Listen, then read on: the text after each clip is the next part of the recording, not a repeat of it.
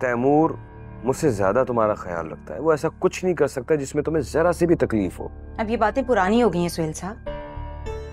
अब तैमूर सिर्फ और सिर्फ फलक की बातों पे यकीन करता है, उसी की आंखों से देखता है। अच्छा हुआ क्या है? क्या हुआ है? डॉक्टर राबिया के पास गया था तैमूर, ये जानने के लिए कि जो कुछ भी मैंने उससे कहा है वो सच है या झूठ। क्या? और बने अंधे अपने भाई की मोहब्बत में। देख लिया आपने? क्या जरूरत पड़ी थी तैमूर को डॉक्टर के पास जाने की? झूठी हूं मैं। मगर वो क्यों गया था डॉक्टर राबिया के पास? अब एक ही बात को 10 बार बताना पड़ेगा आपको? बता तो दिया कि क्यों गया है। आप भी हद करते हैं सुहेल। अगर आप इस काबिल होते ना तो मुझे तैमूर की चापलूसी करनी ही ना पड़ती। सब आपकी वजह से हुआ है, सब कुछ डुबो के बैठ गए थे आप।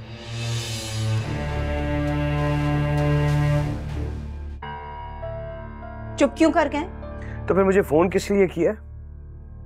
किस लहजे में बात कर रहे हैं आप मुझसे? तो फिर बता दो ना किस तरह करूं बात। बहस नहीं करनी मुझे। कह दिया है मैंने तैमूर से कि फलक इस घर में नहीं रहेगी।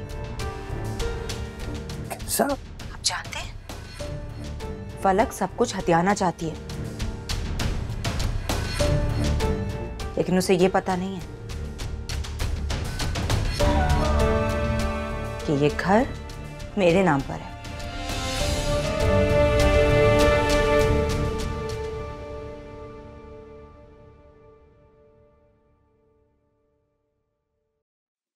किंजा, फलक तुम्हारी मुलाजमा नहीं है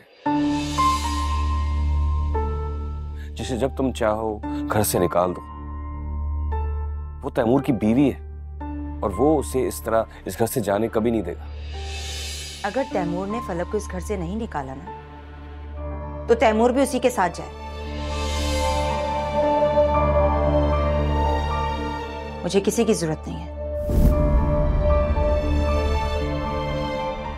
खासतौर पे ऐसे लोगों की जिन्हें मेरी बातों पर यकीन ही नहीं है। तुम होश में हो किंजा? होश में तो आपको आने की जरूरत है सुहेल साहब। बस बहुत हो गया। मैं अब उन लोगों को इस घर में बर्दाश्त नहीं कर सकती।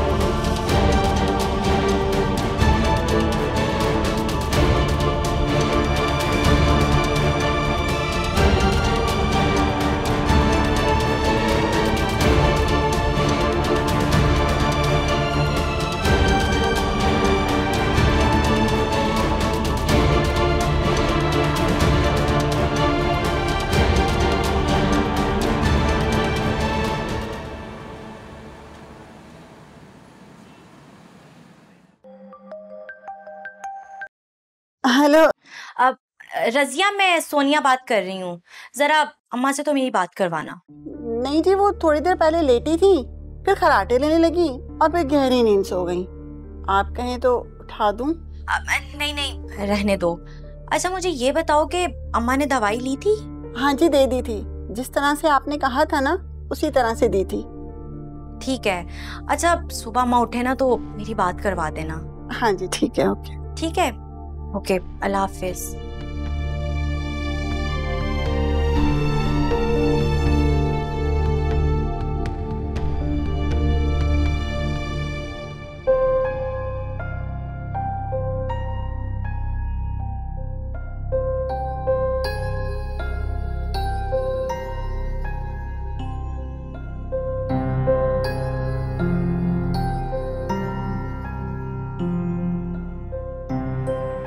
मैंने उनका चेकअप नहीं किया था। मैंने उनसे कहा भी था कि चेकअप करवा ले, लेकिन उन्होंने कहा कि उन्होंने कहीं और से करवा लिया है। देखें, मैंने उन्हें कोई मेडिसिन लिख कर नहीं दी, हालांकि वो बहुत रिक्वेस्ट कर रही थी। जब मैंने उनका चेकअप ही नहीं किया तो उन्हें मेडिसिन कैसे लिख कर देती। अलबत्ता मुझे उस दिन एक बात पता चली थी कि मेरे स्टाफ में से किसी ने किंजा की मदद की थी और कोई दवाई लिख कर दी थी। जब मुझे ये बात पता चली तो मैंने उसे नौकरी से निकाल दिया।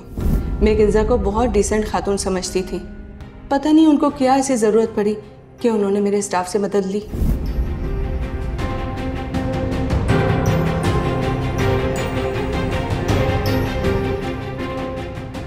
आपकी साजिश की वजह से मेरा बच्चा आज नहीं है।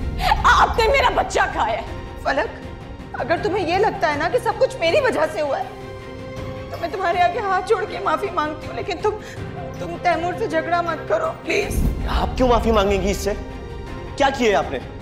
गलती तो इसकी है, इसने जो घटिया हरकत की है। अगर तैमूर ने फलक को इस घर से नहीं निकाला ना तो तैमूर भी उसी के साथ जाए। मुझे किसी की जरूरत नहीं है, खासतौर पे ऐसे लोगों की जिन्हें मेरी बातों पर यकीन ही नहीं है। बस बहुत हो गया। मैं अब उन लोगों को इस घर में बर्दाश्त नहीं कर सकती। मैं तुम्हारे बच्चे को नुकसान पहुंचाने के बारे में सोच भी नहीं सकती हूँ। तुम मुझ पे शक कर रहे हो। मैं तो कभी सोच भी नहीं सकती। ऐसा सुनने से पहले मैं मर क्यों नहीं गई? मैं कसम खाती हूँ कि फलक झूठ बोल रही है, और अगर मैं झूठ बोलूं तो मेरे बच्चे, मेरा शौहर, मेरा घर सब कुछ बर्बाद होके रह जाए।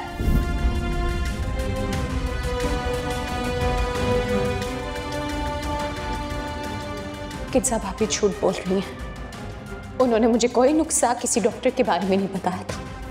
आप जानते हैं कि मैं झूठ नहीं बोलती, और मुझे शक था और है कि वो दवाइयां दराज में भाभी नहीं रखी थी।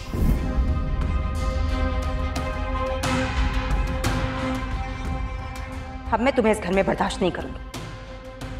तैमूर, कहो इससे चली जाए यहां से। जितना ये घर आपका है ना, मेरे शौहर का भी है। तैमूर, बताना अपनी बीवी को कि ये घर किसका है और किसके नाम पर है। ये मेरा घर है। मैं जिसे चाहूंगी इस घर में रखूंगी और जिसे चाहूंगी इस घर से निकालकर बाहर फेंक दूंगी। वो किंजा भाभी है, वो कुछ भी कर सकती है।